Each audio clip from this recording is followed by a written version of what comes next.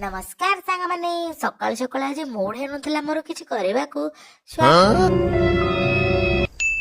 ଆଣି ଛୋଟ ଚୁଙ୍ଗୁଡି ଧରେ କହିଲେ କରିଦିଅ ଆକୁ। ବାଧ୍ୟ ହୋଇ ଆସିଥିବା ଚୁଙ୍ଗୁଡିକୁ ଅପମାନ ନ କରି ପେଟ ଚାଖଣ୍ଡକ ପାଇଁ ଦେଇଥିଲି କରି। ପ୍ରଥମେ ତାକୁ ଧୋଇ ଧାଇ ଥୋଇଦେଲି, ତାପରେ ଲୁଣ ହଳଦୀ ଗୋଳେଇ ତାକୁ ମେକଅପ୍ କରିଦେଲି। ଚିଙ୍ଗୁଡି ଦେଖାଗଲା ମୋର ସୁନ୍ଦର, ତା ପାଇଁ ସୋରିଷ ମସଲା ରେଡି କରିଦେଲି। ଏଥର ଟମାଟୋକୁ ଚୁନଚୁନା କରି ଦେଇଥିଲି କାଟି, ଆଳୁକୁ ଚୋପା ଛଡେଇ ଦେଇଥିଲି। କରେଇରେ ତେଲ ଦେଇ ପିଆଜକୁ ଛଟପଟ କଲି, ତାପରେ ସୋରିଷ ମସଲାକୁ ସେଥିରେ ପକେଇଲି। ଟମାଟୋ କଟା, ଲୁଣ ହଳଦୀ ସବୁ ଗୋଳେଇ ଦେଲି। ଆଳୁ କଟା ପକେଇ ପାଣି ଦେଇ ଫୁଟିବାକୁ ଛାଡିଦେଲି।